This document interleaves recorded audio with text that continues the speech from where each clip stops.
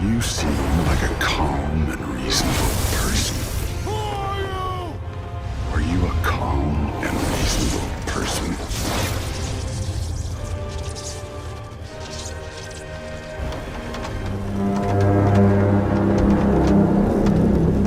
Somebody just called the serpent. Welcome to my first ever God of War Ragnarok theory video, the first of many. Give me some of your theories down below. Who blew the horn and why? Fellow God of War YouTubers John Ford as well as The Fucus have made some very great points in their own respective videos. I'll be building off of theirs and making it my own theory. As John Ford pointed out, there is criteria the person must have met to blow the horn. Number 1, the person has to know the serpent's language. That speaks for itself. Number 2, they can't be an Aesir god.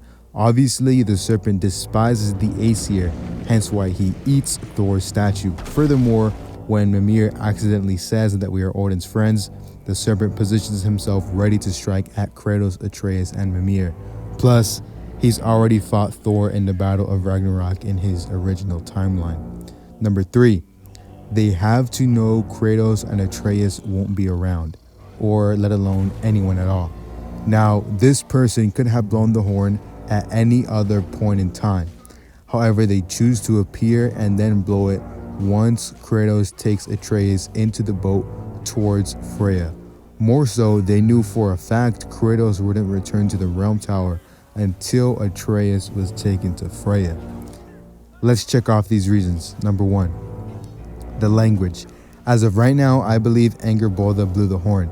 It makes the most sense out of every other possibility. At some point in time, Angrboda arrives at Vanaheim.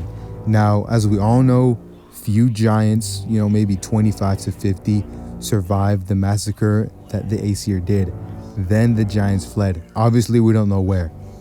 The only 2 realms we can think of are going to be Vanaheim and the realm of the dwarves. Whether she went alone or was accompanied by other giants is still unknown. And they could have possibly split into groups to increase their chances of not being discovered. So she arrives in Vanaheim with or without other giants, and nobody understands what these Jotun are saying. However, they do understand that the Aesir have gone on a rampage, murdering their people. So they feel sympathy and take these Jotun in and provide them shelter. Now, in order to solve the problem of communication between them, they need to teach them a language. And the easiest language is an ancient lost dead tongue.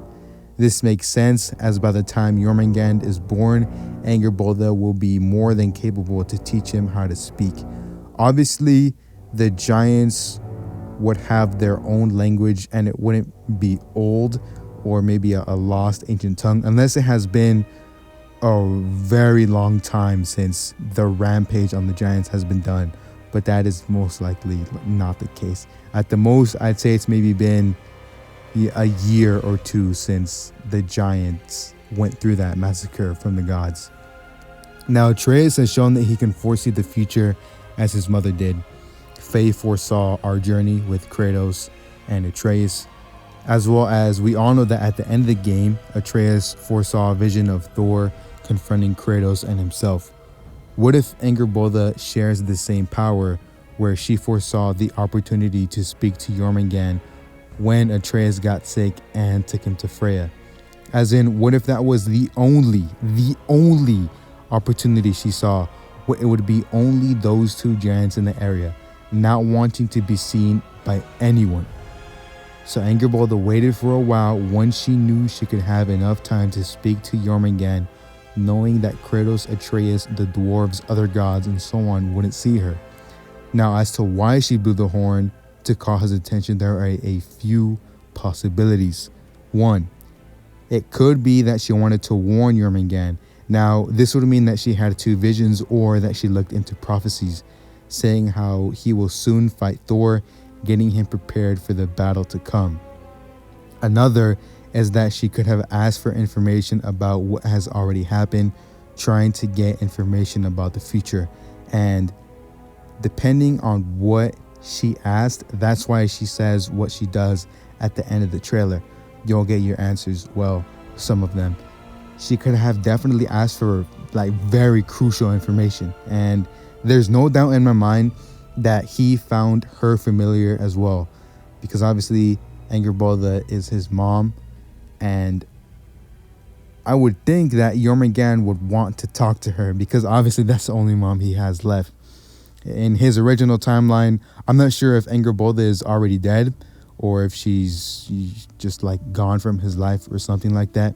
So I'd expect Jormungand to pretty much answer any and all questions she has, and then on top of that, just basically tell her what happened to him, because that could be the very first time they talk to each other.